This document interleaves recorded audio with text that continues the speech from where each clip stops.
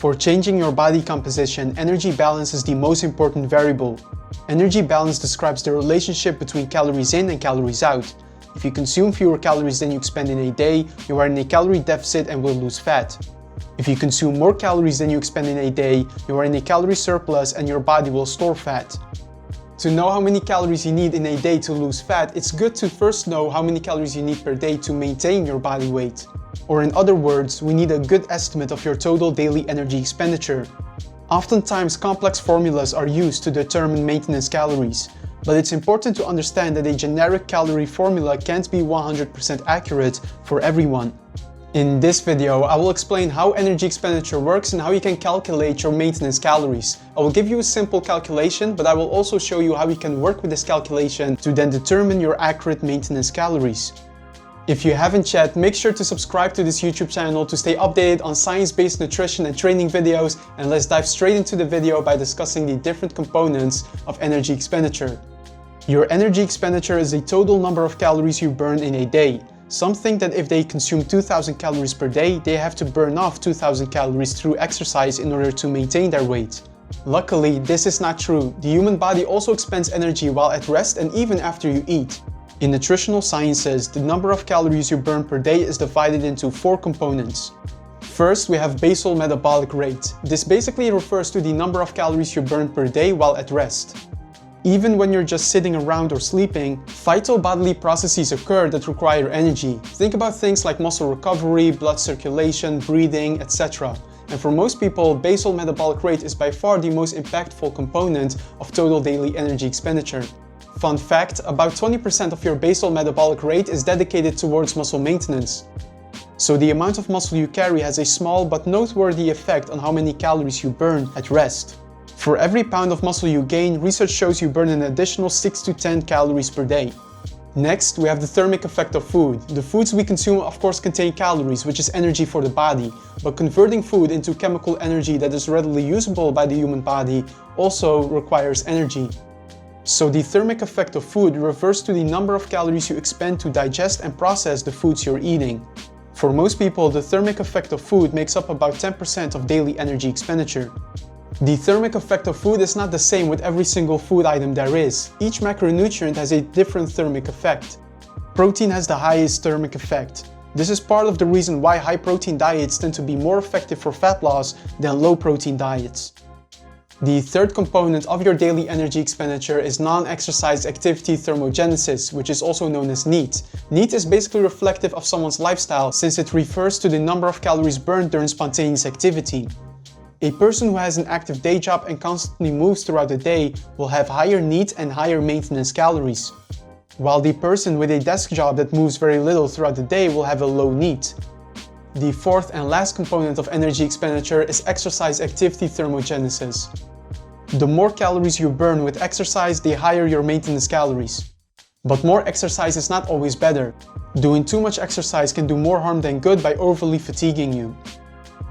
Now that you know the different components of human daily energy expenditure, it's easy to see why general calorie calculators are not very accurate. A formula that takes into account a few general factors cannot predict something that is so variable like your daily energy expenditure. With that said, a calorie calculator can provide a good starting point. Instead of just maintaining a random calorie number, the calorie calculators give us a good starting point that we then can work with to determine your true maintenance calories. To get a good starting point for your maintenance calories, let's keep things simple. Most moderately active people burn around 14 to 16 calories per pound of their body weight in a day. So if you take me as an example, my estimated maintenance calories are 2,500 to 2,600 calories per day.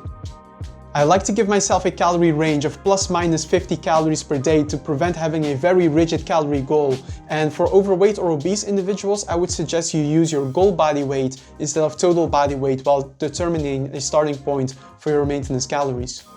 And let's also be logical with this starting point. Are you quite active throughout the day and train often? Aim more towards 16 calories per pound of your body weight. If you are quite sedentary, aim for around 14 calories per pound of your body weight. Calculating your maintenance calories with a calorie calculator is just step 1. Now comes the most important step, which is actually putting this calorie number into practice and tracking what happens with your body weight. So let's say your maintenance calories came out to be 2500 to 2600 calories per day. Now you maintain this calorie number and track what happens with your weight for the coming 2 weeks. After 2 weeks, you take the average body weight of week 1 and 2 and you compare. Did your body weight stay around the same range, say less than 0.3% body weight change in a single week? Then that's great, you have a good maintenance calories on your hands. But say you lost more than 0.5% of your weight. In this case, increase your maintenance calories by 10%. The opposite applies if you gained more than 0.5% of your body weight in a week. You then decrease maintenance calories by 10%. This method of calculating maintenance calories does take more time, but it does give you a more accurate representation of what your maintenance calories are, which is helpful because now you know how many calories you need to eat per day to maintain your weight and what calorie number you need to eat below at in order to achieve fat loss. So back to the example of 2500 calorie maintenance level, we know that a moderate calorie deficit of 20 to 25% provides good fat loss. So now I also know that a good calorie goal for me is 2000 to 2100 calories per day if fat loss is the goal.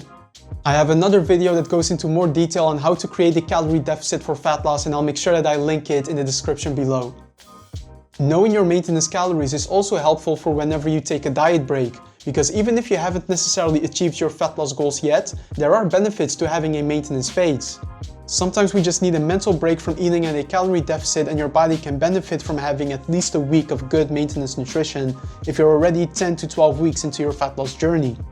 To round up this video, I would also like to discuss some common misconceptions when it comes to your maintenance calories, because contrary to popular belief, your maintenance can differ quite a bit day to day.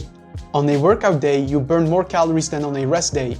So technically, your maintenance calories are higher on workout days and lower on rest days, but this shouldn't matter for your current calculation when it comes to the maintenance calories, because the calculation takes into account your activity throughout the week.